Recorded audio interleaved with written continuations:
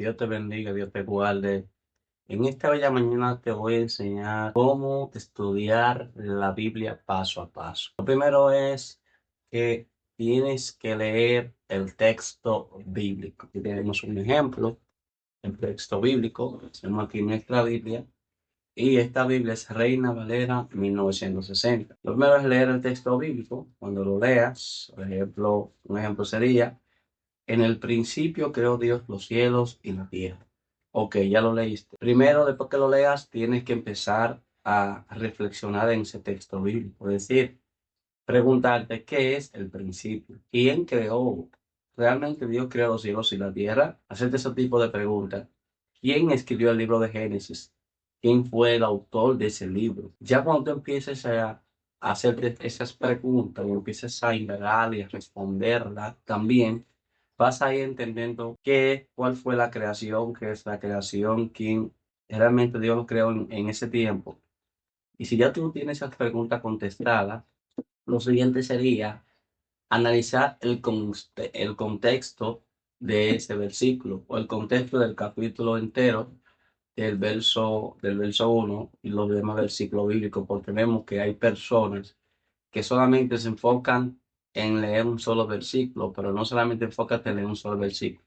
Tú que me estás escuchando, lee el capítulo completo, investiga bien el contexto bíblico en el tiempo. Es importante conocer la cultura hebrea, ¿verdad? ¿Cuál es la cultura hebrea? ¿Qué ellos tenían en cuenta? ¿Cómo leían la palabra de Dios?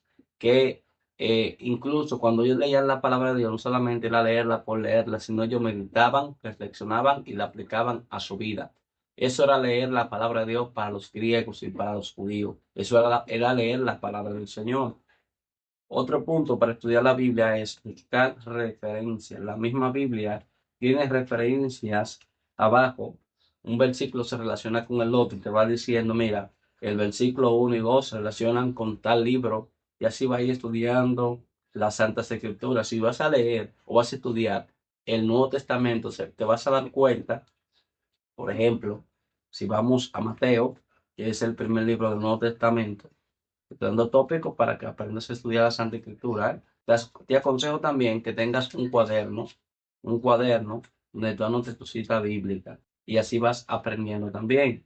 Tenemos aquí en Mateo, vamos a Lucas. En Lucas, capítulo 17, habla de las ocasiones de caer. Aquí hay varias referencias bíblicas también. Está Mateo 18 6 7 al 21 y Marcos 9 42.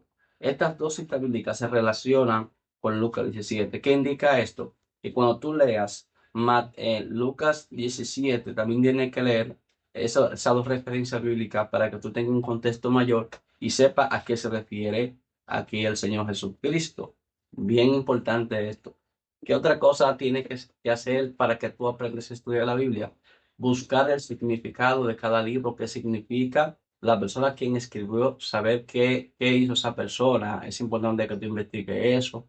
También quién era ese personaje, anotar esas citas más importantes, el contexto, una introducción, bendito sea el Señor, y cómo aplicarlo en nuestra vida. Así debe de estudiar la Biblia, no solamente leerla como un libro, sino reflexionar en la escritura, internalizarla, o sea, aplicarla a nuestra vida, y aparte de eso, tienes que ponerla en práctica. Es importante, y así tú puedes estudiar las Santas Escrituras. En mi caso, yo estudio la Biblia de esa forma, busco significado, puedo buscar también, te puedo asesorar con la guía, decirle qué significa tal verso bíblico, a qué se refiere ese verso bíblico, qué quiere decir el Señor Jesús con este verso bíblico, qué es una parábola, cosas así. Investigar qué cosa hace cada cosa, y así vas a aprender a estudiar la Biblia. Nunca te tranques en un solo versículo, ¿verdad? Nunca te tranques en un solo versículo. Siempre enfócate en el contexto original. Te recomiendo que lean más de una versión de la Santa Escritura. Primero, completa leyendo, estudiando la Reina Valera 1960. Y luego te vas a leer otras versiones para que tengas una mayor claridad de la Santa Escritura. Si este video te sirvió, entonces compártelo, y Dios te bendiga y Dios te guarde. Estuvo por aquí tu hermano Félix Lora. Sígueme para más contenido.